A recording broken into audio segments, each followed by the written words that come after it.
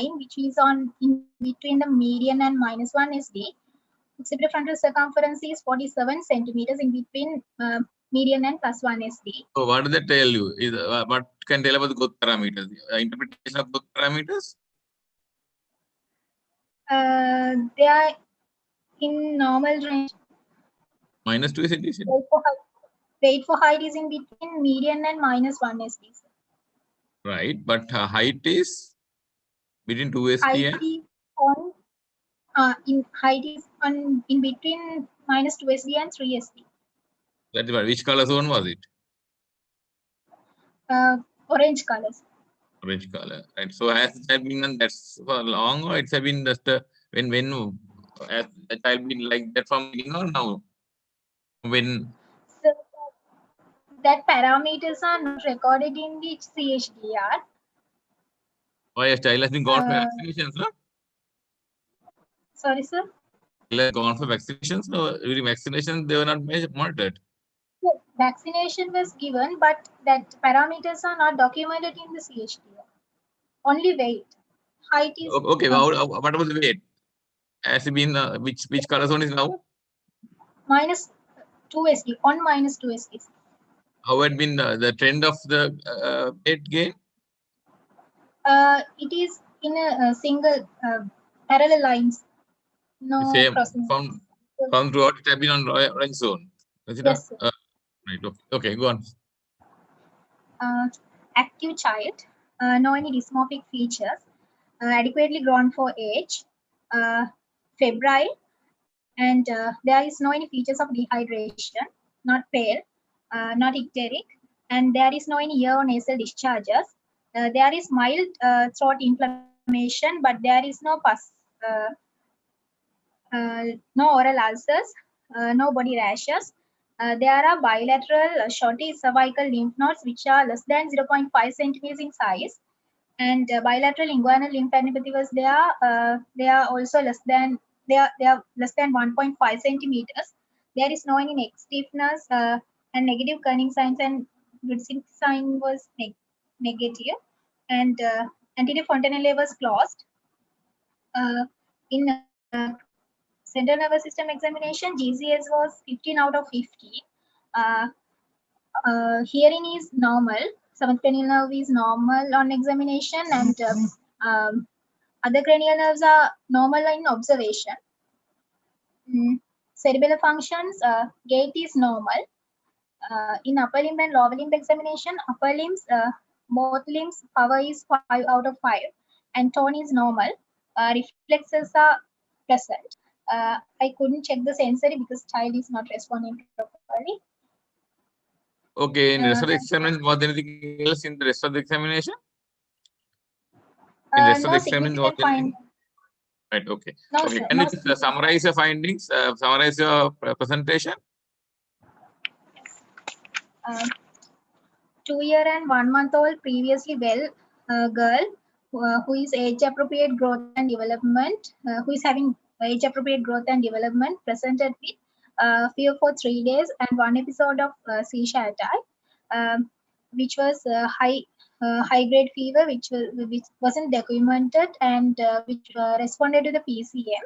And in between the fever episodes, child was normal, and no any other associated symptoms. Seizure occurred while child was in the bed, and it was generalized tonic seizures with eyes rolled up and froth from the mouth. And no, don't go there. Summary, summary, no, going to describe everything again. So it's a generalized tonic-clonic seizure, right? That's all.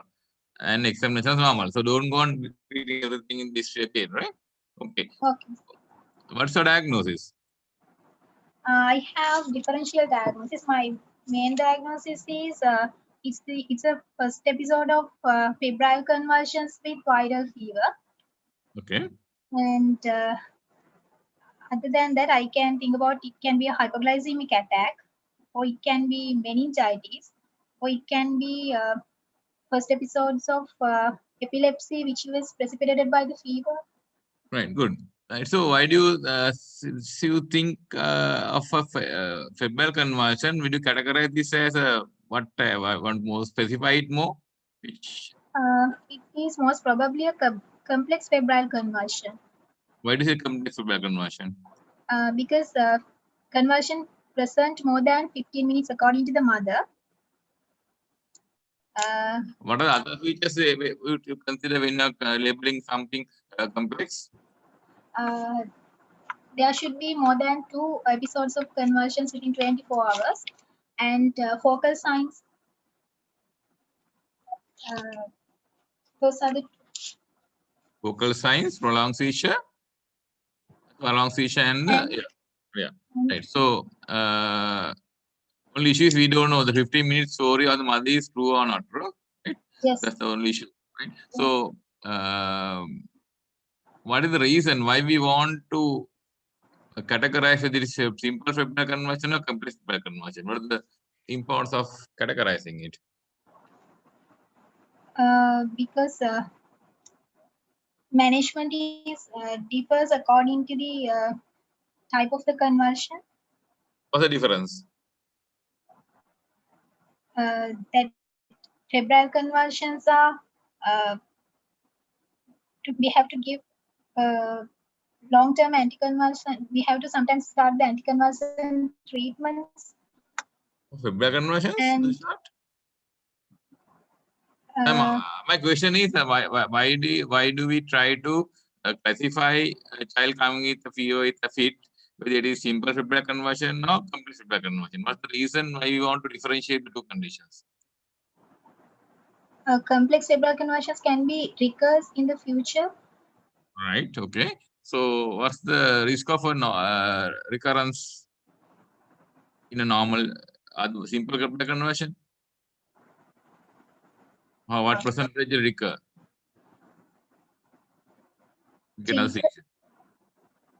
Out of children who get febrile conversion, that typical febrile conversion, a simple one, how much, what's the risk of them having another one?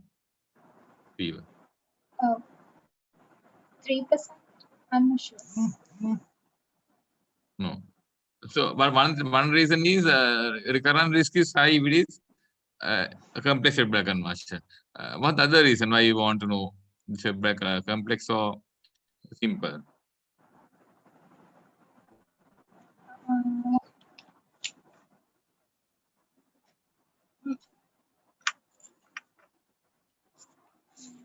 Okay, we go on. You said about hyperglycemia causing conversion. Is it likely cause here or not? No, sir. Child was took meals before the conversions. Because of that. Okay, apart from that, from the history of the feet, from the part of the history of the feet, on that particular history during the seizure, right? What makes it unlikely hypoglycemic seizure?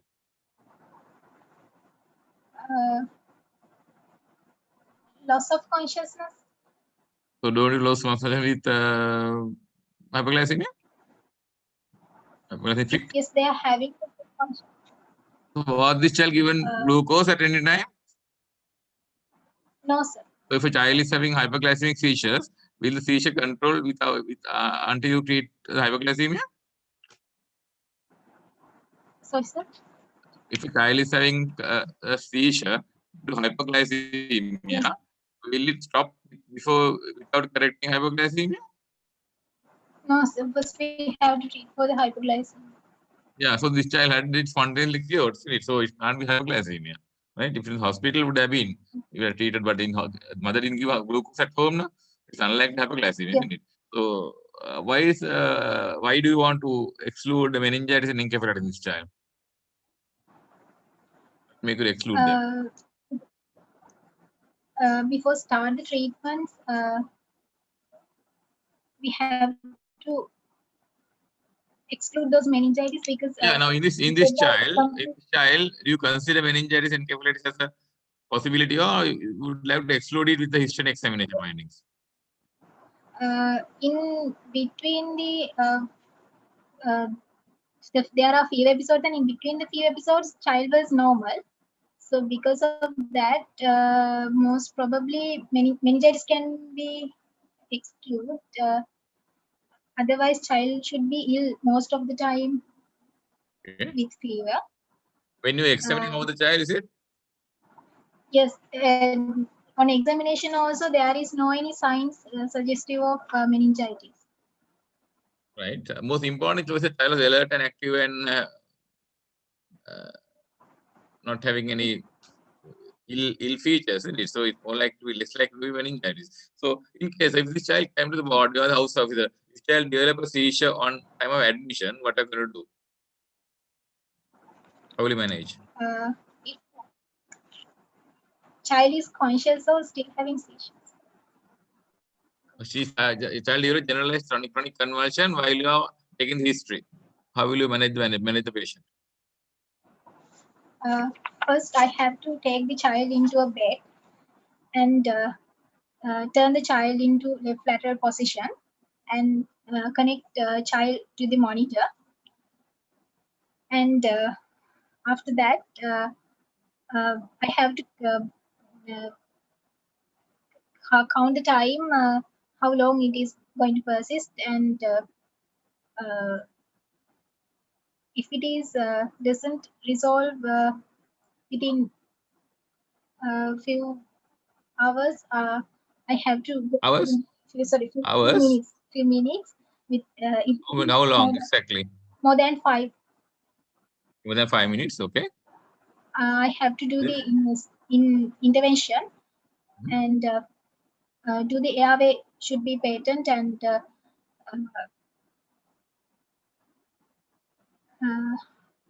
So now, really speaking of time is over now, right? It's 21 minutes following your starting the discussion. So in exam setting, the bell will go now by now, and sometimes you might go on for about 30 seconds, maximum 1 minute after the bell goes, right? And it's all right because I intervene in the history in middle, and you finish your history in 11 minutes.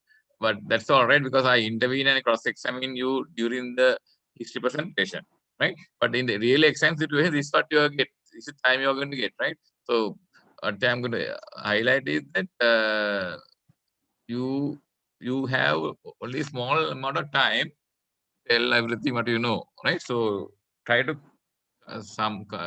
summarize and give concise answers, clear-cut answers, straightforward answers, so that examiner won't have to dig you up the same topic. Sometimes you go on answering with one-word answers, and we go on asking questions to get the final answer, and a lot of time is wasted. So ultimately, at the end of the time, when the bell goes, you have really answered one question. We have been asking so many questions to get that answer to that particular question, right? So of course, you have been going round the bush.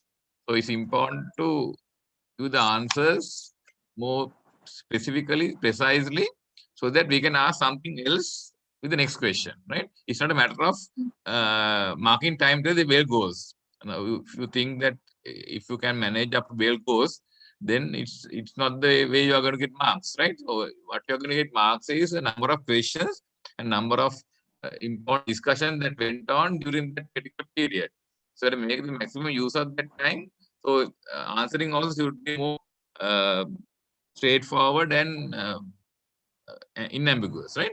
So okay, we'll go on a discussion because all right, but the exam setup will be by now it will go, right?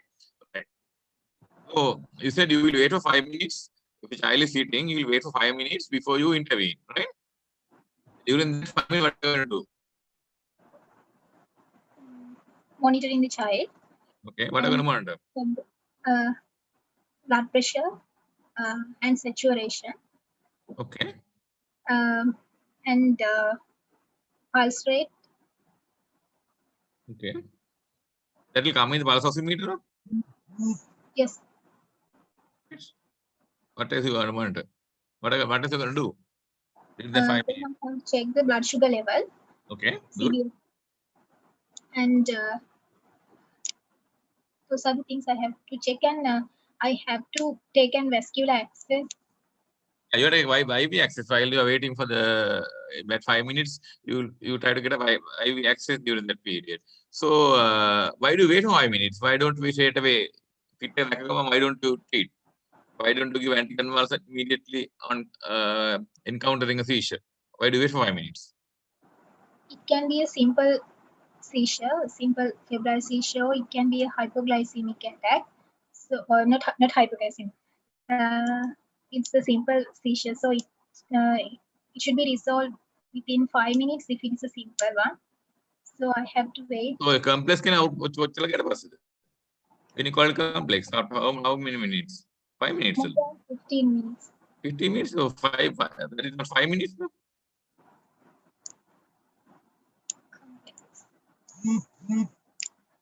Others can join if they know the answer, right? It's all right now. We have finished the exam part of it.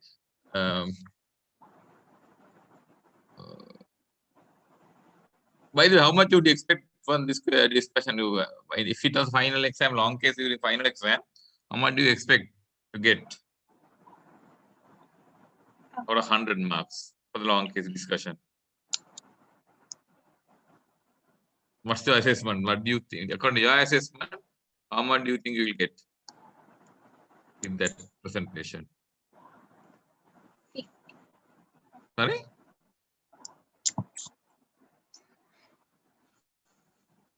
What's the assessment? 45?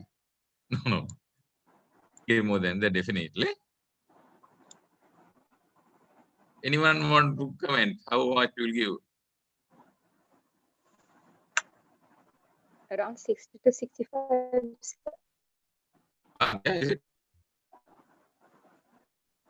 Is it Bhagya Yes, speaking? yes, sir. Yeah, around 60? 60, 65. Yeah. May class again. Oh, dan nama. Oh, bang ganang kami Zoom class ini ganang. Oh, nah, Tina, ada. Hari. So it's around. It's again around 60. Yeah, history was good. It's a detailed history. Presentation was clear. Apart from few grammar mistakes, it was okay. And as I've been repeatedly telling about this, no anything business, right? No anything. There is no, there isn't any. Right? No anything. Try to delete completely. It's a bad wrong English, right? No anything. But it was all right. Examination was okay. History was okay, but discussion was bit shaky, right? So it was 60 would be, if I was marking, I would get 60 marks for this day. Very easy case, right? So there's nothing remarkable diagnosing. Straightforward case. So if you want to go beyond 60, you have to show some more show off your knowledge more than if you want to go beyond 60. Maybe sometimes 65 with but 60 would be the place I would place you, right? Remember, 60 is second lower, 65 is second upper, 70 is first class and distinction, right? So 60 to 70 අපි 50 කොහොමද දෙනවා ලේසියෙන් 55 60 වෙනකොට සාමාන්‍යයෙන් දෙනවා 60 සහ 60 ඉහළ දෙනකොට සාමාන්‍යයෙන් we are reserved. We don't give everybody 60 plus marks, right? Because we have to select who are deserving a class or not, right? So beyond 60, you can really earn it. So you have to show off your knowledge and come out with something unusual or some presentation. You got to score more than 60 marks. Anyway, right. So we'll move on again. So where we are discussing about what we were discussing last. What when you deviated, what you do while you're waiting the 5 minutes, right? Why we wait for 5 minutes? That's the question, right? So why do you wait for 5 minutes before intervening?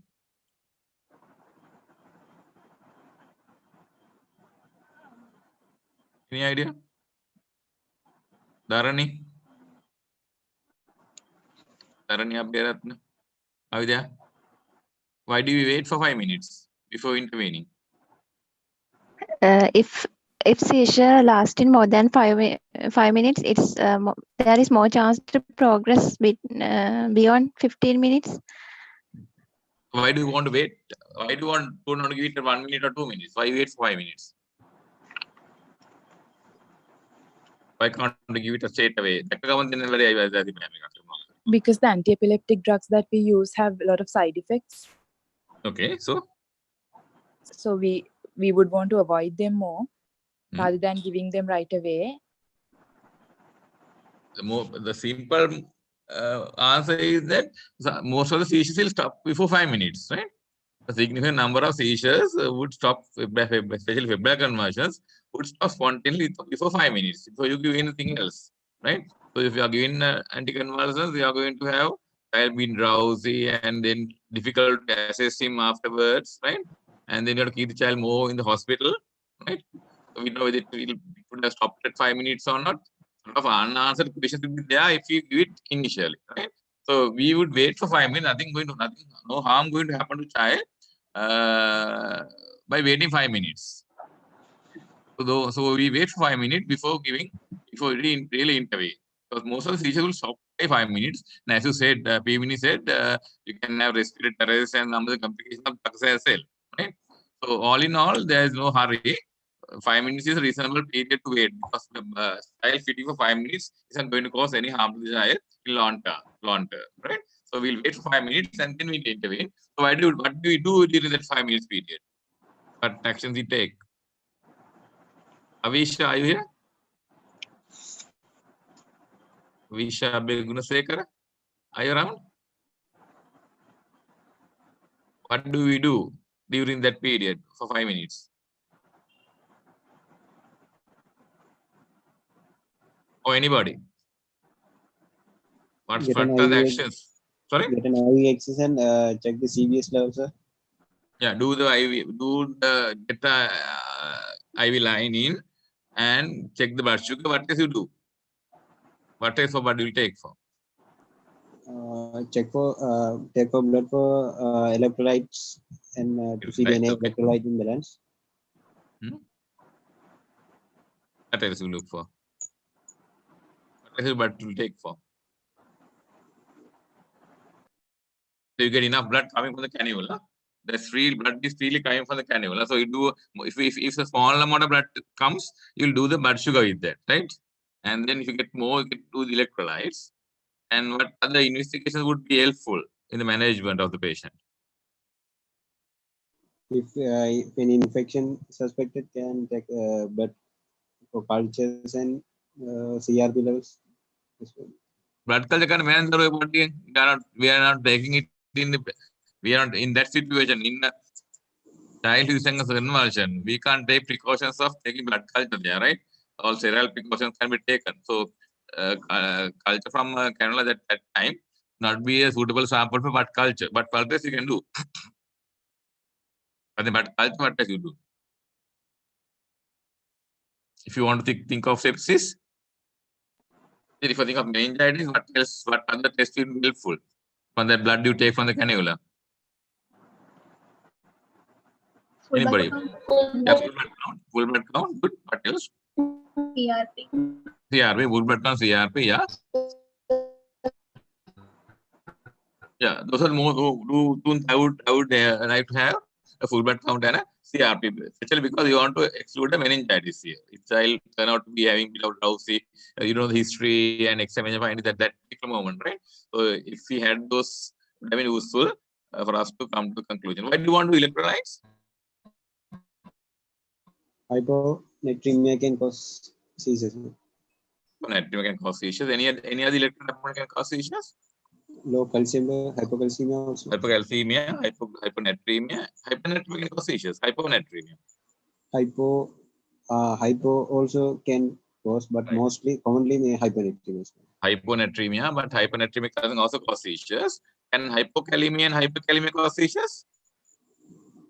Not really. Why?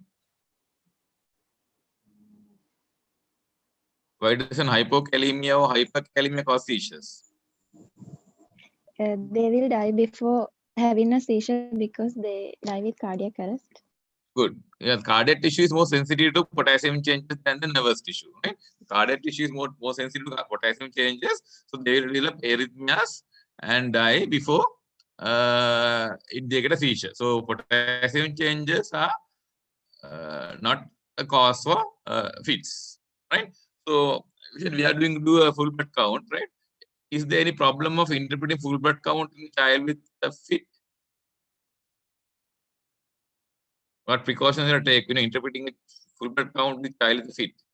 WBC will be elevated in a child with seizure after seizure without even having infection? Good. Which will be the WBC will be elevated with the differential of what? Not sure, sir. What count will go up? Neutrophil or lymphocyte will go up? Lymphocytosis is Lymphocytosis. Neutrophil count. Neutrophil go up. Yeah, there will be neutrophil leukocytosis even without infection. A child with a prolonged seizure, we can have a neutrophil leukocytosis. That's because physical exercise. Exercise is a cause for neutrophil to go up, right? So in a child after a seizure, that means like exercising, right? So 5 minutes seizure is equivalent to running about 2 kilometers, right? So if your muscles are contracting for 5 minutes, you can ride nearly about 2 kilometers, maximum 1.5 kilometers during that period. So that means after severe exercise. So you will have anyhow have a neutrophil leukocytosis. So you can't guide by alone. That's why I say CRP also would be useful. So only neutrophil count is not going to be useful. And so one thing we do is we will do the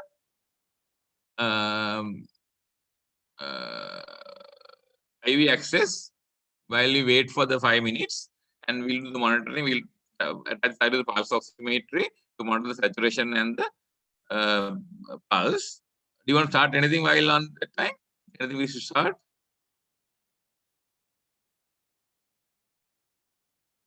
What should we start?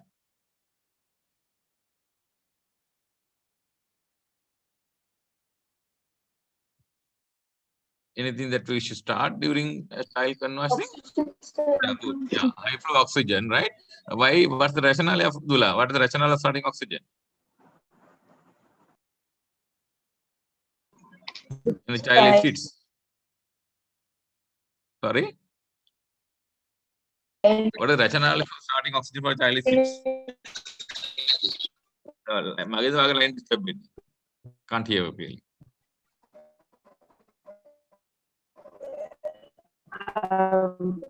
The child is spending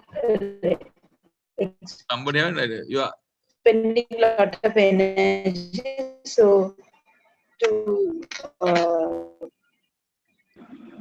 he needs like so. I wouldn't have your line not disturbing. I couldn't hear what you said because there was disturbance of the connection. So the child is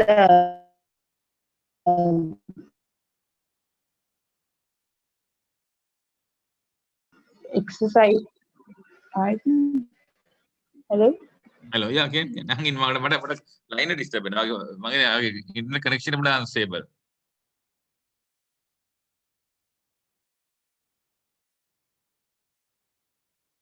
One thing is now it's like your respiration going to be compromised, right? Because there is inadequate. The diaphragms are also a skeletal muscle. There can be contractions occurring in the diaphragms as well. So there will be interference in the oxygenation. There can be interference in the upper airway obstruction. So to optimize the oxygen delivery to the lungs, we give oxygen. In addition, what about the metabolic rate in the brain? These are all the electrical activity taking place in the brain that utilize ATP. Right? ATP is used to generation of action potentials. It's energy, no? Electrical energy. So the brain cells will rapidly deplete of ATP, right? And that will lead to what? During a prolonged conversion, because of there is ATP is being utilized, depleted, right? Brain cell can deplete of the ATP, but that can lead to what? What the complication of prolonged seizure in the brain? The child with prolonged seizure will have what in the brain?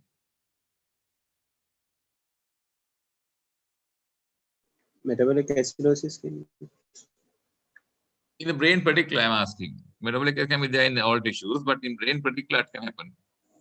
Cerebral hypoxia. Okay, cerebral bleed into what? There is cerebral edema, right? So ATP depletion of ATP, cerebral hypoxia lead to depletion of ATP production, right? And that will lead to cerebral edema. The main reason for cerebral edema in a child conversing a long duration is that if you have ATP and causing the sodium potassium pump to be interfered with and sodium water entering the cells and cause cerebral edema, right? So cerebral edema is a well-known complication of prolonged seizure. That's why they used to give mannitol or 3% saline following a prolonged seizure, and high flow oxygen given mainly for that, to prevent the cerebral edema, right? So you start high flow oxygen, you start monitoring, you get IV access, and then you have to maintain what? The upper airways, right? Like in upper airway obstruction because of child is fitting. How do you know the upper airway is obstructed? How can you assess the upper airway obstruction? There will be stride if there is foreign body, right? Can there be foreign bodies in feet, child fitting? Can there be foreign body inhalation when child is having fit? How does the upper airway get obstructed in a child's conversing? Aspiration. Yeah, fluid, good. Fluid, secretions. Secretion, aspiration, secretions in the mouth because child can't swallow because of the pharyngeal muscles are also going to be in presence, right? So child can't swallow. So secretion will collect pool in the posterior pharynx and that will obstruct the airway. So there will be airway obstruction. How else will the airway get obstructed in a child conversing? The parents put things in their mouth sometimes. Yeah, without that, without putting anything in mouth, how can they get airway? So one way of airway obstruction is secretions, right? Increased secretions during seizure can cause airway obstruction, upper airway obstruction. What else can produce upper airway obstruction? Overstuff of tongue. Tongue falling back. Tongue falling Yeah, because back. good. Yeah, tongue falling backwards, right? Tongue falling backwards, and because it's like a unconscious way, but in a child with a fit, right? Usually tongue falls backward when there is unconsciousness. When the muscle tone of the tongue is lost, atonia, muscle hypotonia in the tongue. A child is unconscious or in coma, the muscle tone is, or asphyxia, the muscle tone is lost. So tongue falls backwards. But muscle is, the tongue is also skeletal muscle, right? Which will be having the convulsions. In a generalized convulsion, there will be tongue also having convulsion. So the tone of the tongue is not obstructed that much, right? Not lost. So tongue falling backwards is not a common problem in a child with fits, right? It's a real problem. Child unconscious patient, and a child who is having hypoxic damage, or a child who is comatose. Yes, the tongue fall backwards, but a child who is having convulsion, because tongue tone is increased, tongue falling backward passively is less likely, right? So, do you want to put antidepressant? Sorry, oropharyngeal airway? Will you put an oropharyngeal airway to keep the airway patent? Child convulsion?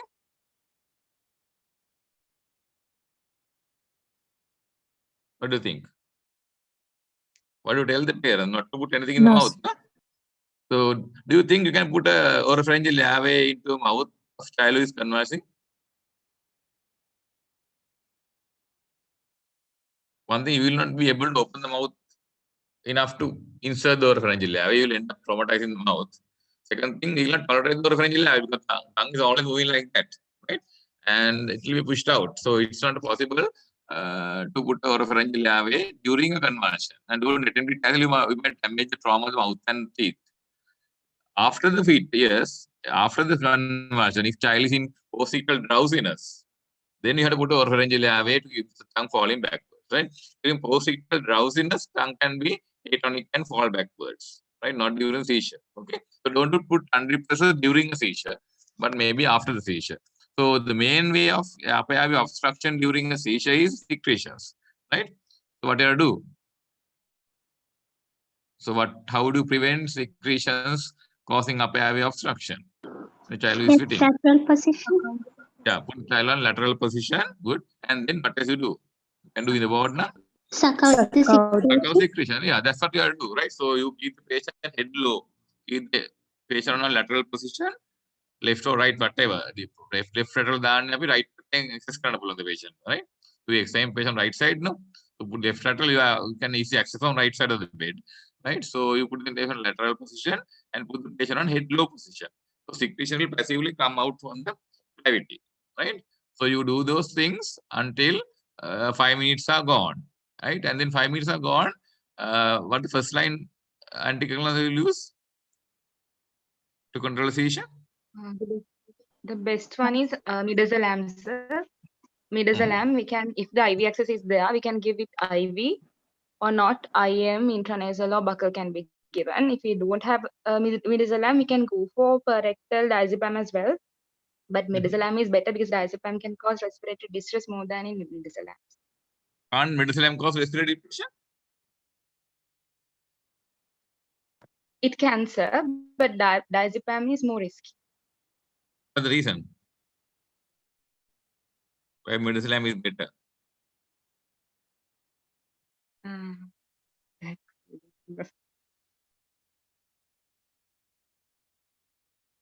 So midazolam half-life is more than what? How long half-life? Diazepam, midazolam.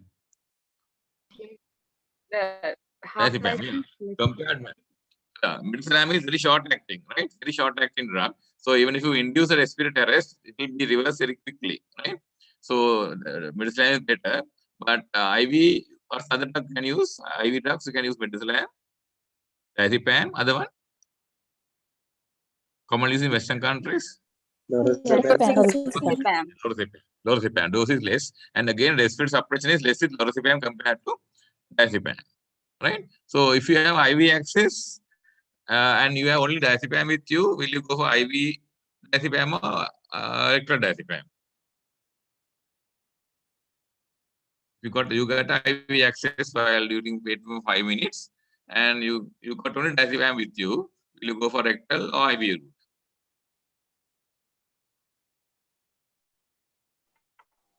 Rectal diazepam. Why? Why rectal?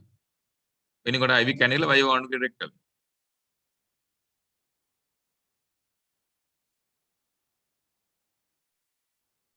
Which is more likely to be effective, IV or rectal? Seizure control.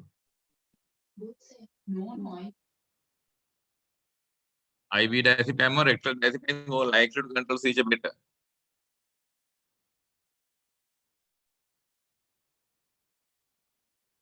It's IV because it rapidly reaches the blood level, right? Rapid blood will reach it, and then it will cross the blood-brain barrier and then stop the seizure. So IV diazepam is going to cause more likely to control the seizure than rectal diazepam. Yeah, rectal diazepam, your absorption can be not 100% and not 100% reliable as well, right?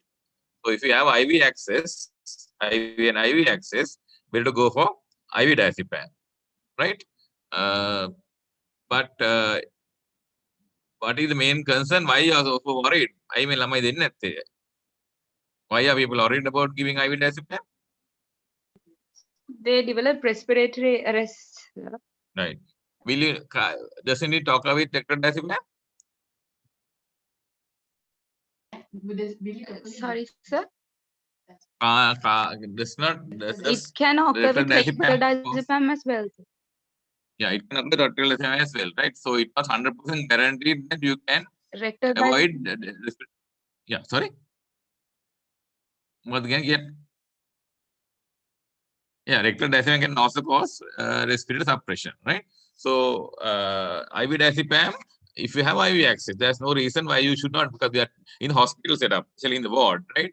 There's no reason why you should give it rectally when you have IV access, right?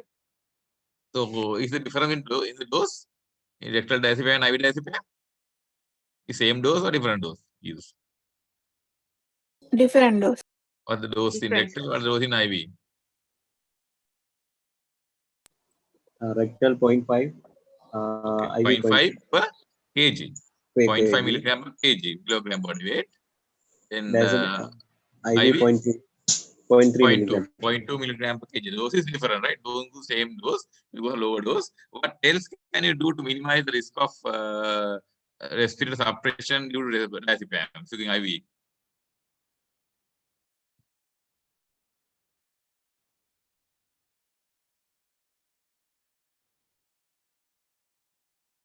What can you do to prevent it?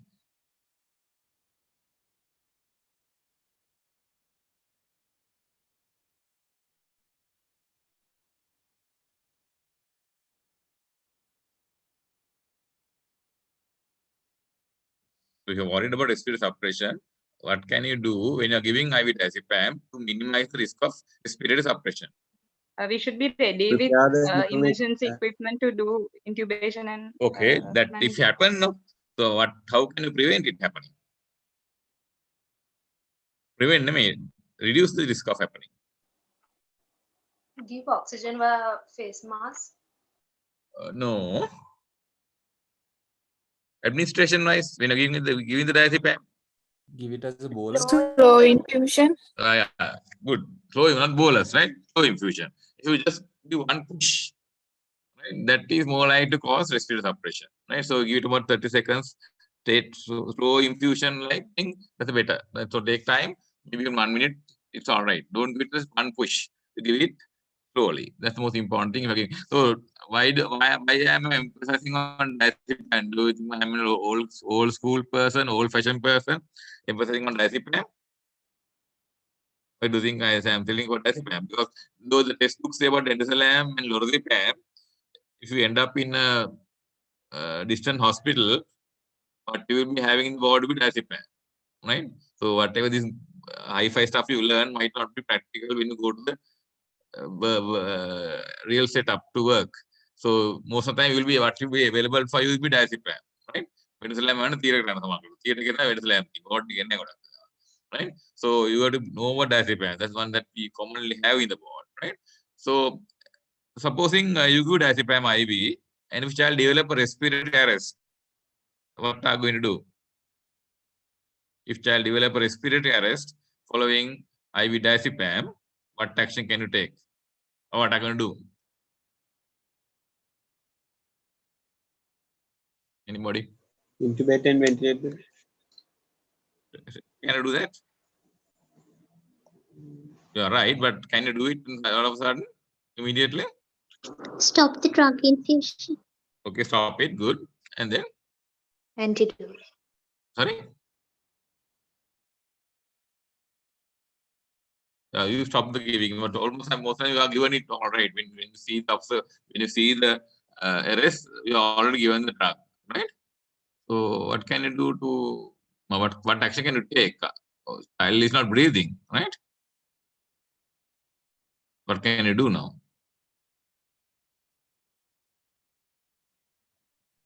Start ambu ventilations. Good, yeah. Start back on ventilation, right? Now, oxygen kela. Oxygen via face mask kela. Then when the patient patient stops breathing. You can't give oxygen. You give oxygen to patient who is breathing already, right? If patient is ceased to breathe, stop breathing, how can oxygen go to lungs, right? So no point giving oxygen if child is apneic. For apneic child, you have to start back and mass ventilation. First thing is open up the airway, right? Open the airway, suck out secretions, and prevent tongue falling backwards if child is having atonic tongue can go with oropharyngeal airway at that time, right? And then you start back and mass ventilation. And then if you're competent after back ventilation, once you get adequate saturations up to about 100% saturation, then about bagging for another 30 seconds or 1 minute for pre-oxygenation, you can intubate. Right? Because if you start by intubation, the wrong answer there is by the time you get your intubation in, the patient will be really apneic and hypoxic, right? For you to intubate a patient, getting things ready at that time would be take at least 1 minute. So patient will be not breathing for 1 minute, and that causes significant hypoxia, right? So in setup like that, best option is to start a back and mass ventilation. Back and mass ventilation and pick up the saturations. And once the saturation is stable, and you pre-oxygenate for about 1 minute again with 100% oxygen, and then intubate. So the intubation was the correct answer at that time, right? Is there an antidote for diazepam? Can we use an antidote for diazepam? Sorry? Flumazenil. Flumazenil, yeah. Flumazenil. Yeah. Koe tinu mazenil. Koe jaga na meni godak hadisi ekada. ගොඩක් ICU එකේ හරි theater එකේ තනිය ward එකේ නෑ ගොඩක් වෙලා right. Then you have to find out again you might have to start back and forth intelligence before you do volume resonate. Volume is not freely available on all wards. You have to go to theater or ICU for that, right? So right, okay. So that's what. So you remember that. So that's why we teach you basic life support, right? Don't be afraid to give IV diazepam, right? If you know how to maintain the airway, if you know how to do the back and mass ventilation, you can manage the respiratory arrest due to diazepam. Do they get cardiac arrest with diazepam? Do they get cardiac arrest as well or respiratory arrest? With diazepam, do they get what do you get? Cardiac arrest plus respiratory arrest or respiratory arrest alone? Only respiratory arrest, not cardiac arrest, right? So if you can maintain the respiration, once the effect of diazepam has passed off, patient will be normal, right? So there's no reason why you should be scared to give IV diazepam as long as you can manage the airway and know how to back and mass ventilation patient, right? Right. So we give first dose of diazepam, and then how long will you wait before giving second drug? 10 minutes. 5 minutes. 5 minutes. Your turn. Both are right, but when you give wait for 10 minutes, but you give 5 minutes. If IV, If we give IV, 5 minutes. Yeah, if you give IV, you wait for 5 minutes. If you rectal, you wait for 10 minutes. Why is that? Because IV, the time. Yeah, action is fast. When you give IV, yeah, when you give IV, action is faster. Rectal take time. As I said, why you wait for rectal when you can have IV access, right? So you give IV, it's act fast. So 5 minutes you wait, and then if child is still convulsing, then you think of a second drug. What the second drug you be using? Repeat the midazolam. Yeah, you give a second dose of methyldiazepine, right? So if you are given rectal diazepam initially, if you got access IV access now, you can go for IV diazepam, right? If you still don't have a IV access, you can still go for the second dose of rectal diazepam, right? So when you have IV access, better go for the IV. So if you are given rectal and now you have IV access, go for IV. So you can give 2 doses of methyldiazepines, right? That's how usually we don't go for a third one. So if you get rectal once and then you have given another IV once, then again you don't go for any further benzodiazepines. So whatever the route you are given, you try with 2 benzodiazepines, and then if child is still fitting, then what are the options available? Phenobarbital or phenytoin, we can start, sir. Right. The phenobarbital or phenytoin or other drug that can be used. Especially if there was no paraldehyde. Yeah. Paraldehyde, how do what the route you do paraldehyde? It is PR. Rectal. Okay.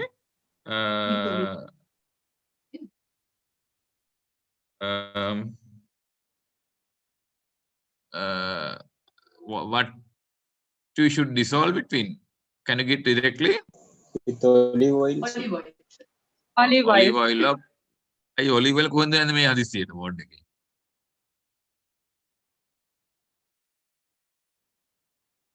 Can you have olive oil ward එක හදිස්සි ගන්න ඔයාලට olive oil තියෙන ward එකේ? Early it was arachish oil කියන එක. Arachish oil කියලා තිබ්බ that was the initial one that was using, but then problem was that contained peanut. And there were children in Western countries that have children with peanut allergy, right? So that's why they develop allergy to this arachish oil. That's why they went for this olive oil. But if you can't find olive oil, you can even coconut oil. Good coconut oil will be all right, right? Why do you dissolve it with oil, palm oil? What's the reason why can't you dissolve it with water on normal saline?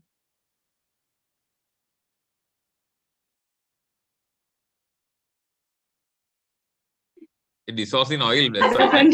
And water. Right? It dissolves in oils, right? And why do you want to dilute it? Why do you can't give it directly? Why do you want to dilute the paraldehyde? Why can't you give it without diluting?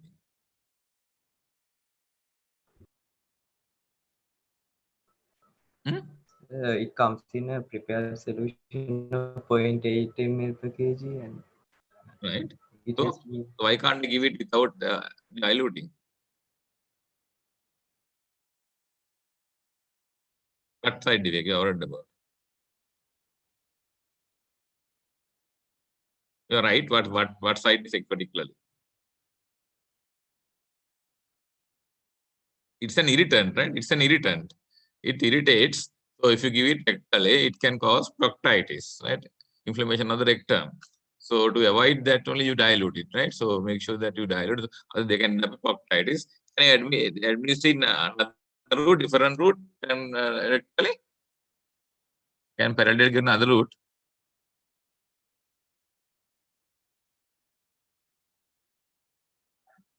Sorry? No, not buccal.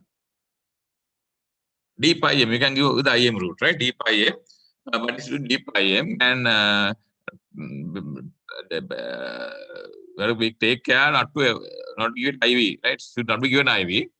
Can be given IM, deep IM, but make sure that you are not going to in a blood vessel, right? Don't give it, can be dangerous with the IV. So that's the one thing you can do. So if you can use that as size as well, parallelly it can be used, especially if you are given two rectal diazepams, right? If you don't have IV access, then option is paraldehyde, and then you have two options, either phenytoin or phenobarbital. So what's the difference between two? What do you prefer? What is the main side effect of phenytoin? Phenytoin sodium. Main side effect of when using it Gum condition. hypertrophy. Sorry? Gum hypertrophy. Single dosing again. Yeah, you are right. If you're using it as anticonvulsant for long-term use, then it can cause gum hypertrophy. But we are talking about acute episode for single dose. And acute setup, what's the side we worried about? Cardiac arrest. Synovial block, sir. Yeah, cardiac arrhythmia, because it's a membrane stabilizer. It has membrane properties, so that can cause cardiac arrhythmia. So in a child who is having more risk of cardiac problems, you might avoid it. And again, you have to have cardiac monitoring. ECG monitor should be available if you are giving phenytoin sodium, right? So other option is phenobarbital. Main sort of problem with phenobarbital is the main problem is phenobarbital.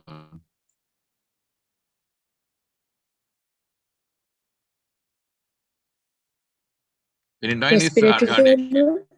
Sorry? Respiratory failure. Yeah. Its main issue is phenobarbital is respiratory suppression. So we are already given benzodiazepine, which is a respiratory suppressant. So phenobarbital can further do it. So be ready to support respiration, and especially if child has respiratory compromise like hypoventilation after giving initial benzodiazepines, better go for phenytoin and going for a phenobarbital, right?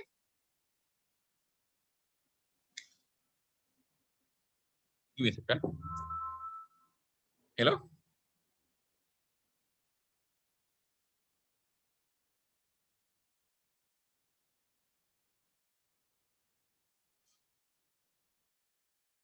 Oh.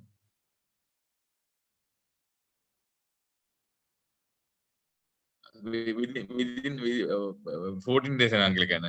14 days, up to 14 days. Up to 14 days, huh? 14 days. Right? Oh. Okay, vaccine bole kare. Oh. Right. So if you might better avoid phenobarbital, another issue is with phenobarbital is if you give phenobarbital, that will make drowsy, patient drowsy, and it's a long half life, right? So if you give phenobarbital, then monitoring will be difficult. After post-sequel phase, child will be anyhow drowsy. So if you are having doubts of meningitis, it can make problem of assessing the patient because phenobarbital will make the child drowsy. Anyhow, so if you could do that, if you load in dose of that 20 milligram per kg, now these doses have been changing, but nowadays say 20 milligram per kg dose. if they continue to have seizures after giving the phenobarbital or phenytoin, what is the next option available? Midazolam infusions. Sorry? Midazolam infusions. Some people advocate second dose, lower dose of repeat dose of phenytoin and phenobarbital. That depends on where you work. Right? So there might be some books might say you can use second dose of phenobarbital and phenytoin, but you can use as you said, you can use an intravenous infusion. Midazolam infusion you can use to control seizures. And the continuous infusion of midazolam. But if still child is convulsing, what's the next option? Rapid sequence intubation. Wait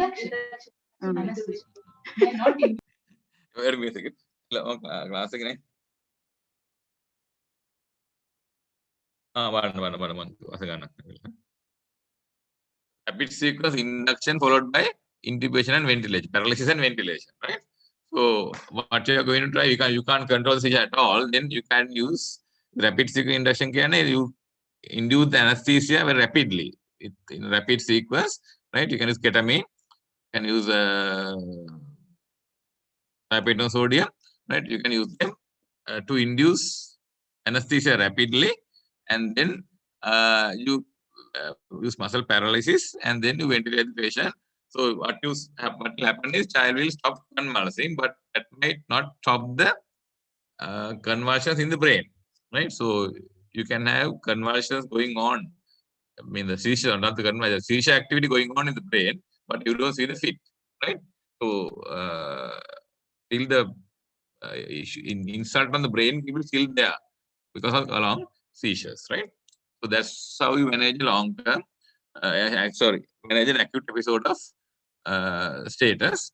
So can simple febrile convulsions lead to status? Is it possible?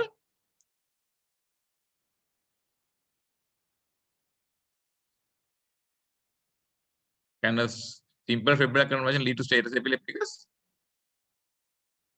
Simple febrile convulsions are less than 5 minutes, so it does not. 15 minutes. Simple febrile again 15 minutes. Status කියලා කියන්නේ 15. මේ ඔක්කොම වෙනස් වෙන මෑත කාලේ මේ වැඩි වෙනස් කරනවා. ඔයාලම ඇඳුම් වගේ තමයි. කාලෙන් කාලට වෙනස් වෙනවා.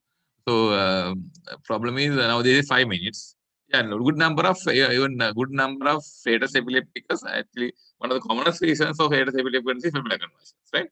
So febrile convulsion, you can't exclude febrile convulsion by it going on for a status, right? Good number of statuses are due to febrile convulsions, right? So the question that we asked earlier, that we didn't get a proper answer for that. Why do you want to classify whether it is simple febrile convulsion or complex febrile convulsion?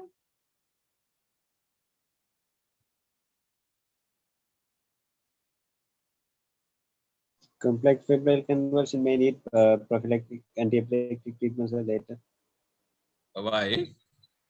To prevent epilepsy or something in future. Anybody else would like to give contribution to that? The recurrent risk is more if it is complex, right? Simple febrile convulsions have a lesser chance of recurrence, whereas complex febrile convulsions are more likely to have a recurrence. And complex febrile convulsions are more likely to be having some underlying pathology than simple febrile convulsions, right? So prognostical wise, it's important to know. And what you have to remember is some of these febrile convulsions are actually children who are having epileptic tendency, who had fever precipitating their epileptic tendency, right? So there are epileptogenic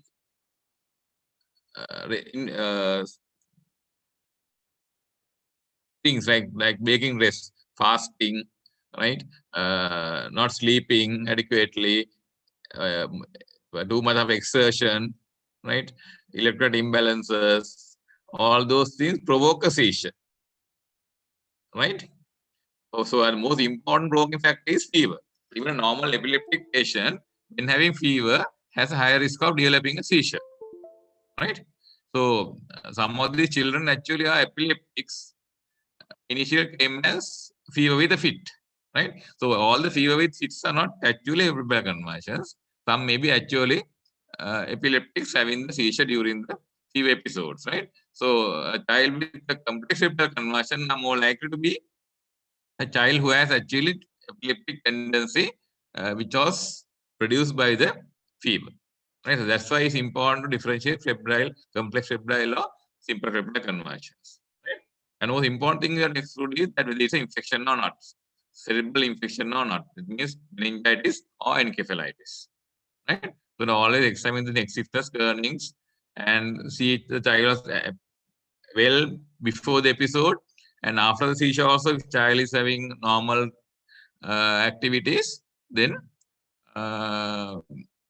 it's more unlikely to be meningitis. Now, this particular patient actually I saw in the morning as well.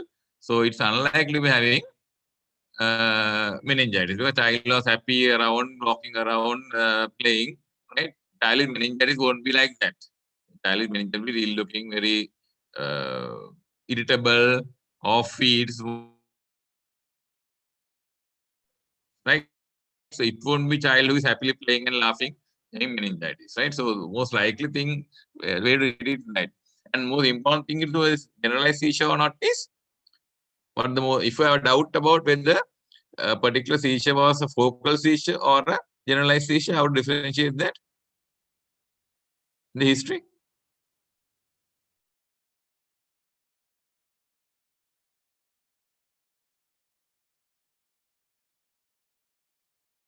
For that,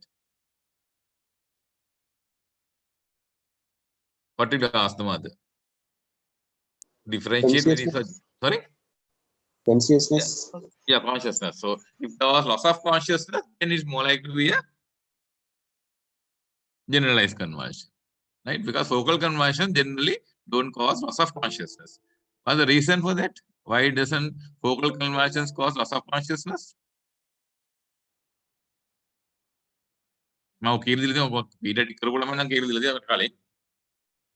What's the reason? Why doesn't focal conversion result in loss of consciousness?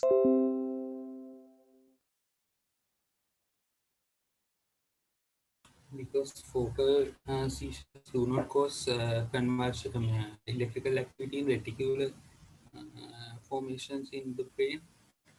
Yeah, so the part of the brain that is responsible for consciousness is reticular formation, right? Where is reticular formation in the brain? Which part of the brain is reticular formation? Midbrain and the... Yeah, it's a diffuse area of the brain from midbrain to the medulla. It's a unlike your cranial nuclei or motor cortex or sensory cortex, it's not a clearly defined area. It's not a local collection of neurons, right? It's a diffuse area of neurons distributed from, scattered from the midbrain to the medulla, right? So it's a diffuse area. So to involve the entire thing, right? Entire reticular formation, it should be generalized electrical activity going on in the brain, right? So focal conversion occurring in a particular area of the brain. In a focal conversion, the epileptic activity is confined to a particular area of the brain. It won't spread to rest of the brain, right? So only that part of the brain that controls will be having the seizure, right? Whereas generalized chronic conversion, it can be, it is not entire brain. So all the part of the brain will be, the body that is controlled by the brain will be affected, right? So sometimes there can be focal with secondary generalization. That means the fit start from a particular part of the body and then rapidly spread to involve the rest of the body, right? So say the right upper limb, you can start the right upper limb and then it rapidly spread to involve the rest of the body. Then you call it focal with secondary generalization, right? So important thing is to differentiate focal from generalized is what? Why is it important to know this focal conversion or generalized conversion? What's the reason? Treatment is different. What's the difference? So focal seizures may imaging. Why? The evaluation. Why? Reason? Because it's a focal onset, so there should be a lesion in the. Yeah, focal conversion would indicates a focal lesion in the brain. That means a particular area of the brain having some abnormal electrical activity, right? So that may be due to a focal abnormality. It can be a tumor, it can be a past scar, it can be some degenerative changes, right? So some abnormal area in the brain, it indicates some focal abnormality in the brain, right? It can be tumor, it can be abscess, it can be past scar, right? It can be degenerative part of the brain. So anyhow, so focal conversion always indicate a focal lesion. So if I have focal conversion, then one thing we should not do LP, right? Lumbar puncture is contraindicated if there is a focal conversion because that indicates focal lesion, and focal lesion means there can be increased intracranial pressure, which can cause herniation of the brain stem if you do a lumbar puncture. So if there is focal conversion, we don't do LPs, right? And then if there is focal conversion, you have to go for a definitely go for a EEG, right? And you have to go for neuroimaging to find the focus of the problem, right? So, will you do EEGs on a patient with febrile conversions? Is it indicated? EEGs? Okay, I think our patient. Will you go for EEG? Will you go for EEG on this patient? If it is first episode and child is neurological normal, can go for EEG. Yeah. So in a patient come with a fever, if you get a patient in the fever with the fit in the exam, you have to emphasize on the birth history, development history. Right? So if there's concerns about birth history, I mean child been asphyxiated, had been PBU, had exchange transfusions, anything that could lead to insult in the brain, right? Then that is a significant thing that would lead to epilepsy, right? So they have to think of, okay, we have to do imaging and further studies on this patient, right? Second thing is development. If child has normal development and no regression, development is progressing nicely, then you will have less threshold for EEGs and long-term management. Whereas child who has delayed milestones or who has a regression of milestones, then definitely we have to investigate to find the cause, right? So the development and birth history should be taken in detail in child with the conversion, right? So EEG also same, right? So EEG, if it is a simple febrile conversion, even second, third, even if everything is pointing to a simple febrile conversion, then there's no need to go for EEG. But if there's focal, then definitely go for EEG. If there is a complex febrile conversion, then you have to go for EEG. If there's a family history of epilepsy, then you have to go for an EEG. If there's a past obstetric history or past development history abnormality, birth history abnormality, then you have to go for a EEG, right? So what about prophylaxis? Can we prevent febrile conversions? Is it possible to prevent febrile conversions?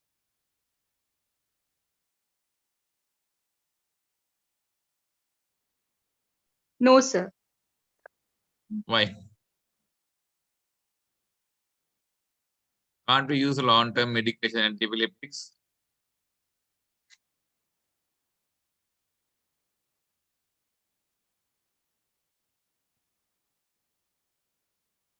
Can we use something like sodium valproate or levetiracetam or phenobarbital or carbamazepine? Sir, usually febrile convulsions, they spontaneously resolve after 6 years of age, so no need of giving anti-epileptic drugs with regard with their side effects and all. But during that time, what during that period? Can a child die of epilepsy? Fit? Can a child die? Can a child die of a fit? Acute fit? Fit again, maranabula. There is no evidence, sir. Still, They can no die. evidence. They can die. They can die of two things. One thing is injuries. Right? If child has a fit and fall into a fireplace and get injured, burned, or if on a tree and fall down from the tree during a fit, they can die of the fall. If the child is near a river, if he falls into a river while having a seizure, they can drown and die. Right? So there's one way of secondary injuries due to the seizure, they can die. Second thing is they can have prolonged seizure and lead to cerebral edema, and then again respiratory suppression and things like that can cause fits. Right? The fit itself won't kill, but secondary associations can kill. Right? So, but most recently important that fears the parents, and then that sort of and overprotection issues are there with the child who has same fits. So there's a child having 1 or 2, 3 or 4 maybe short brief episodes of seizures not going to affect his outcome. Is it affect your intelligence in 2 or 3 seizures? Brief seizures? No, right? 2 or 3 brief seizures not going to affect your intelligence, not going to affect the long-term prognosis, neurological outcome, nothing. But prolonged seizures, maybe, right? So febrile convulsion generally does not cause any long-term problems. So we don't treat them with prophylactic drugs, anticonvulsants, because and like sodium valproate may be effective even to control seizures. Even phenobarbital is effective in controlling convulsions, preventing febrile convulsions. But if you balance the risk versus benefits, right? The toxicity and side effects of phenobarbital and sodium valproate be more than benefits you get from controlling the seizures, right? Not like epilepsy, right? In epilepsy, you lose sodium valproate, right? You can use sodium valproate to prevent febrile convulsions also, but using sodium valproate, you expose child to more side effects like possible fatal side effects like hepatotoxicity when the febrile convulsion is a relatively benign condition, right? So that's why we don't use them anymore. Good old days we use sodium valproate and phenobarbital for children with febrile convulsion to prevent them, but nowadays we don't use it because the risk of a morbidity or mortality with febrile convulsion is more than the risk of side effects from the drug used, right? But the main issue is about phenobarbital. Why don't we use phenobarbital for children to control seizures, long-term control of seizures? Use it for acute episodes, acute epilepsy like fetus epilepticus, but we don't use phenobarbital on long-term basis. What's the reason?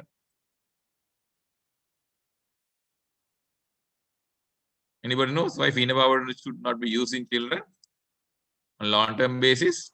Can cause learning difficulties. Yeah, it could cause intellectual impairment. One thing is called intellectual impairment, especially the learning of alphabet, things like that, early phase. So if they use it during time they're learning their alphabet, learn to speech, it can lead to intellectual impairment. That's one reason we don't use phenobarbital. Another reason is what? In a bit of older child, what's the main problem with phenobarbital? What can it lead to? Non-compliant seizures. No, it can happen any drug, no? Phenobarbital, silly.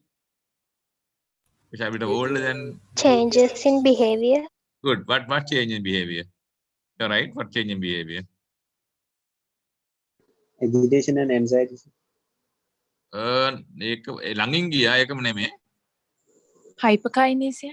Yeah, hyperactivity, right? They've got hyperactive. It's difficult to control them sometimes, right?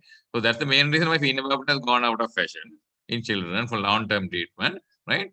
It's an effective anticonvulsant. It's a very effective anticonvulsant. It can control seizures, but in children, it can cause hyperactivity. So there are better drugs now. So we don't use phenobarbital on long-term basis, right? So what is there is no clear-cut evidence to support it, but neurologists are using it nowadays. What drug that we use? What the regime that we use to prevent febrile convulsions? Intermittent oral diazepam. There's no Intermittent oral diazepam. Yeah. Oh. Yeah. Oral benzodiazepine.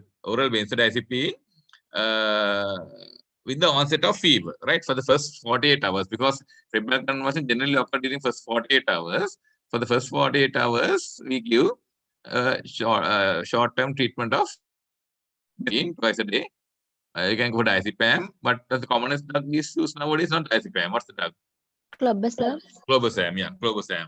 Commonly called frisium can trade name, but don't use the term in exam, right? But people know it's at frisium more than clobazam. Clobazam can be used twice a day, like half tablet of clobazam twice a day is already needed, right? So you can use it. Tell the mother to start clobazam whenever child has fever more than 99 Fahrenheit of temperature more than 99 Fahrenheit or centigrade 37.5. Can use it. Generally, fever and febrile can fits the cutoff temperature. For say febrile conversion, what's the fever? Level like fever? 30, yeah, say centigrade 30. More than 38. 38, good. More than 38 centigrade or Fahrenheit 100.4. Right? So someone, I said, generally we say about temperature goes up more than 99 Fahrenheit or 37.5, you start the clobazam. But main problem is that is what? What is the main setback with intermittent clobazam therapy? Like that. So if they say this child, we give it and send child home. So when the child has fever next time, you start clobazam, right? What is the main issues in it? When failure, therapeutic failure, Child might need a higher dose. not necessarily. Then half tab BD is money. Those we use is clobazam half tab BD. Can we advise those we use? But what the drawback in it? So the child might become drowsy. Good. That's one reason. Child may become drowsy. Yeah, good. That's one reason why I am not very favor of this clobazam reason, because it may cause child to be more drowsy, and then when they come to the hospital, in the real life of it anyhow, then coming with a fever, with a fit and a drowsiness, we can't assess him properly. So the chances of that we increase meningitis. We might overtreat, right? That's one. But to make sure that doctor is told that child is on a benzodiazepine, so you can give an allowance for drowsiness, right? So drowsiness is one of the main features of meningitis, right? So when you give a child is fever, benzodiazepine, and if that fails to prevent the seizure, then child will have a fit, and you have a child who has fever and a fit plus drowsiness. Now then you have a problem issue of whether this is a meningitis or not, right? That's one of the main concerns, but one of the main reasons for failure. But this clobazam business have been failing in maybe some situations. What's the reason?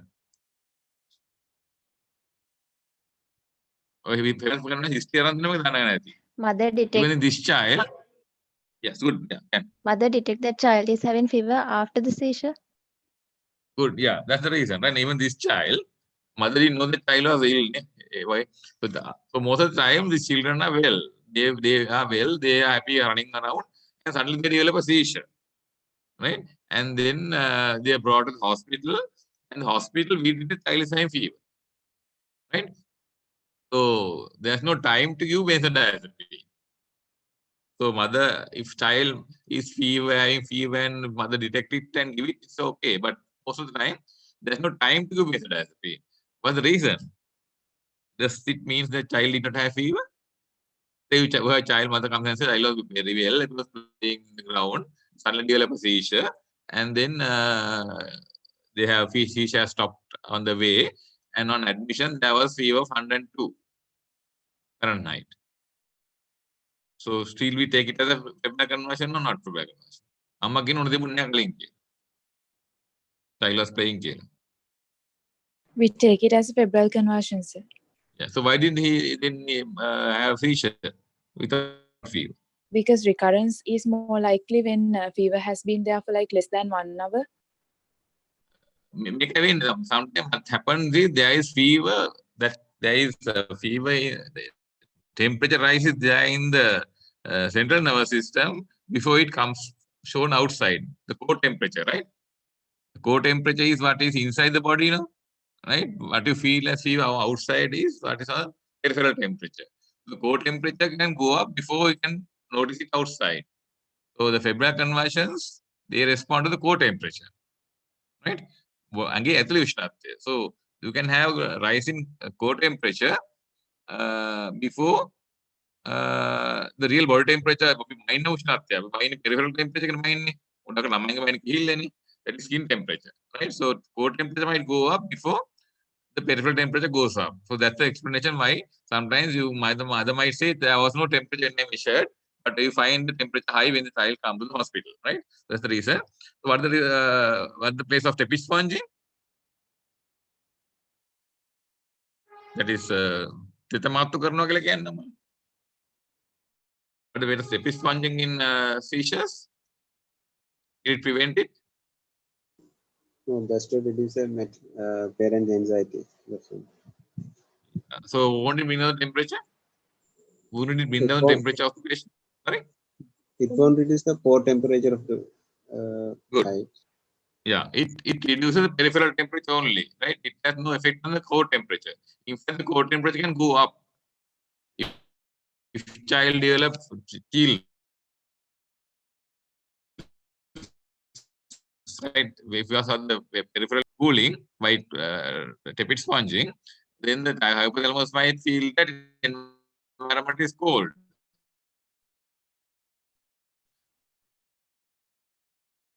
And it might induce rigors and chills, which can no proven benefit of tepid sponging to prevent febrile convulsions. In fact, it can be harmful if you really cool them too rapidly.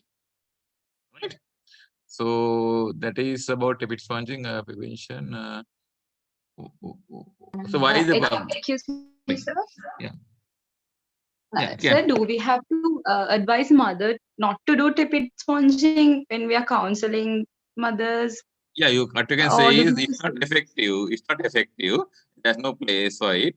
And only thing that mother might be psychological satisfaction by doing it, right? Even if you say don't do it, they do it. So if you say you can say that it's not going to be any use, it won't bring down the temperature inside your child's brain, so it won't be effective. But if you really want to do it, you can do it with lukewarm water. That is what is the room temperature. Don't use cold water. That's what you're going to say, right? So because right, then panicking. That's what you're to say, right? So how long can this febrile convulsion go on? Until up to what age? Generally? 6 years. Yeah, this also again changes by 5 number 6 cut-off point. Young age is 3 months now. 5 months to 5 years. Okay, 3 months, 6 years. But anyhow, not fever with the feet, then you have to think of a underlying epileptic condition rather than a febrile convulsion. So what is more, why is the children of this age are more likely to develop febrile convulsions? The theory.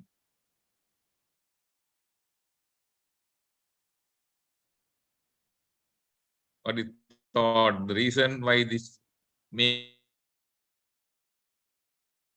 age විතරක් හේතු මොකක්ද හිතන්නේ?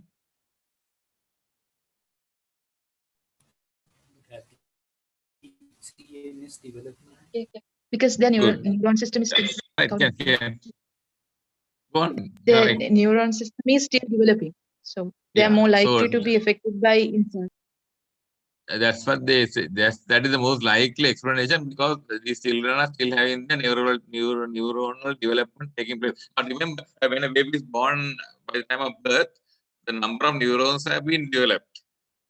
Total number of neurons you are going to have in your life is almost there. With age, you only deteriorate all the neurons there. After birth, the neuronal the CNS neuronal connections, right? Interneuronal communications. So those takes place during the first 5 years, and mainly during first year, but can go up to about 5 years. And during this, we are more vulnerable to seizure activity. That's the explanation, right? Seizure thresholds seem to be lower during the neurodevelopment phase. So that's why they are more likely to develop seizures during this period, right? So they have low seizure threshold. That's the reason. And anyhow, if a child develops a seizure during then 18 months of 15 months of life, then the recurrence risk is more, right? So other thing is that the important thing is you have to find out the secondary cause. If there's a definite secondary cause of infection, then what is important? Say, a child coming with a fever and a fit, try to find the identifiers reason for the fever. It's like a sore throat infection, urine tract infection, chest infection, right? Or some different way of viral infection. If you have all those, it will be useful. Why? Say a child coming with different past history, urine tract infection, coming with dysuria and fever with a fit. Why is it important to know that past history?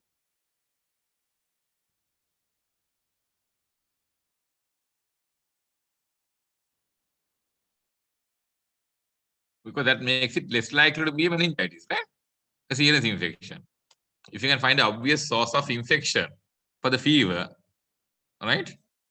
Like urine tract infection, then chance of that child having meningitis is unlikely. Even child is ill, right? So that's why it's important to find the primary source of infection in a child coming with a fever and a fit, right? But when it comes to ear infection, if there's evidence of middle ear infection, then it won't exclude the possibility of meningitis. Right?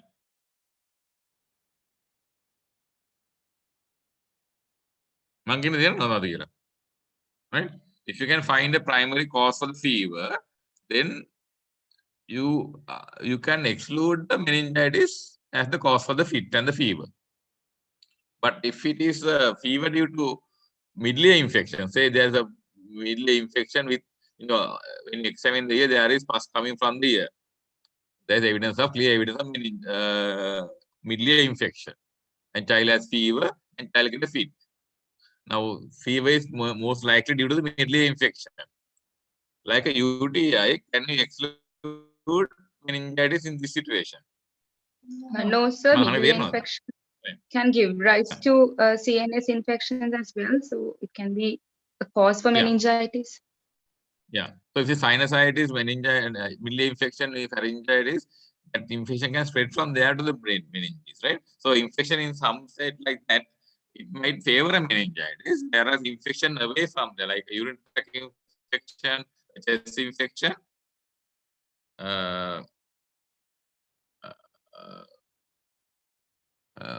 is less likely to be meningitis. So somebody asked a very useful question. I also have. Is asking why, if it is due to the threshold for seizures is more during neurodevelopment, why not under 3 months?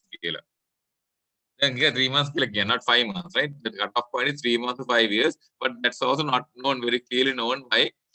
So as me, ME002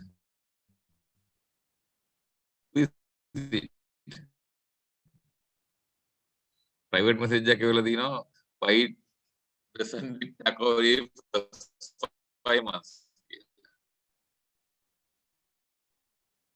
002 is there? I hear 002. Yes, sir. Yeah. Call the me. Ashwini, sir. Right. Okay. Yeah. You're right. I have same concern. Why not in first 3 months? But that's not known. Even this theory, right? Why it is more likely in the first 5 years due to neurodevelopment in the 100% clear, right? So that is hypothesis. But what is against that hypothesis is the why it doesn't develop in first 3 months. So initially,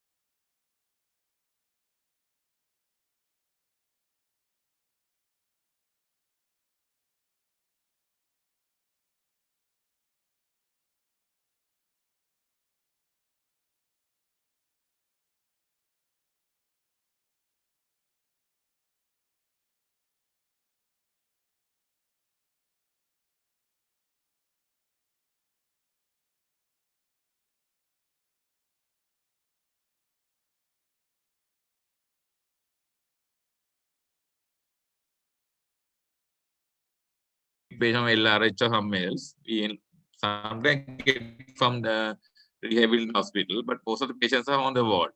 So what you have seen during appointments are the ones you are going to get in the exam as well. That's why you should done the appointments properly. But generally, if you done the appointments properly, you know what you're going to get in the exam as well, right? So make sure that you are familiar with Febrile conversion, you know detail about Febrile conversion, because it's a very common topic in the long case, and even it can be coming as a SCQ or as a MCQ as well. Right? So any questions you want to ask? Any other thing, anything you have doubts about or clarify? So paraldehyde, in what do we dissolve it in if it's not olive oil? You can use good coconut oil if you are having it. It's all right. Should have olive oil, right? So it should be dissolved in some oil. That's the issue, right? So you can olive oil in the market, right? So we don't have allergic oil anyhow. It's based on peanuts. Olive oil was so you can dissolve any oil. It's all right. Main issue is that it will cause proctitis if you don't dilute it, right? So it's a lipid soluble drug. So that's why you are using oil to dissolve it. Okay. Any other questions? So can febrile seizures and epilepsy occur together? No. Some children, as I said earlier, actually epileptics. Right? They are actually epileptics. They develop fits with fever earlier. And they go on and then so if a child with sometimes the children with who are diagnosed with febrile convulsion goes on to develop fits after 5 years also. And then they develop fever without fits also. Or fits without fever also. So what they have been really was they were epileptic. The fits were due to the high fever. Right? That's a different entity. Any epileptic can get fits because of the fever. Because fever will reduce the seizure threshold. Right? Even adult, right? Even adult who is under control with epileptics, if he develop high fever, he will develop fits. Because that's the provocative agent. Now, even normal, you and me, but temperature goes about 107, 108 centigrade. Sorry, Fahrenheit. Fahrenheit. Even a normal injury can get fits. Right? So similarly, a child who has epileptic tendency can develop fits because of fever. So we might categorize him as a febrile convulsion. But then later on they develop fits without having fever also. But there's something like temporal mesial temporal sclerosis, right? Different entity. Mesial temporal sclerosis is during a prolonged convulsion due to hypoxia, it can damage the temporal lobe, right? Because temporal lobe is metabolically active. Hypoxic damage to the temporal lobe that can lead to temporal lobe epilepsy later on. That's a well-known entity, right? That happens with prolonged seizures. That one can lead to epilepsy later, lead to temporal lobe epilepsy, right? Otherwise, the incidence of epilepsy among children who did not have febrile convulsions and had febrile convulsions is same. Okay?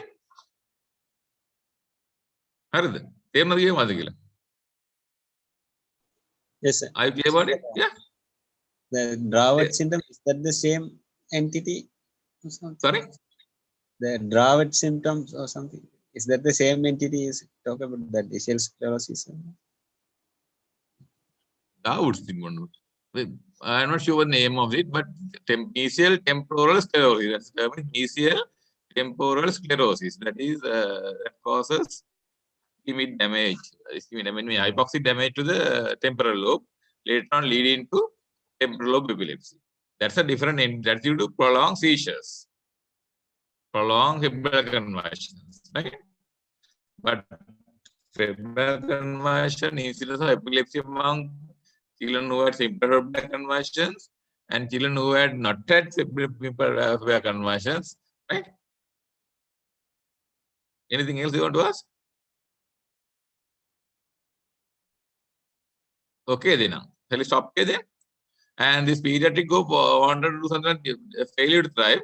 If you have a history of, if any other groups have a history of failure to thrive, if you are willing to share, we can have a session to discuss about failure to thrive as well. Again, failure to thrive is a common topic in long cases. Easy to find neonates. So generally, at least there is one child who have feeding problems and decrease feeding and causing weight faltering in the long cases. So another 10% of you all will get a child, a neonate, the same failure to thrive, right? So the common topic. So if anyone has a history, the current pediatric group said they don't have a history. Anyone who had done pediatrics up to now has a good history and willing to share, we can discuss it on another day. If somebody can arrange it. Okay. So any other questions? So you stop it here. Yeah. With this K. Any other questions you have? So what is the difference between the precipitating factors and the provocating factors of the seizures? It's more same. Actually, the correct word is provocative factors. Sorry for using the precipitating factors. Right? It's almost same, right? The correct word is provocation, right? The precipitative causing some other diseases, right?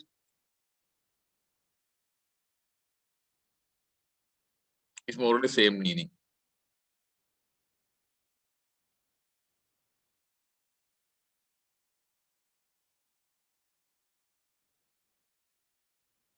Anything else you want to ask? So stop it there then, right? Okay. So we'll arrange a class on failure to thrive later on. We'll stop it here and okay.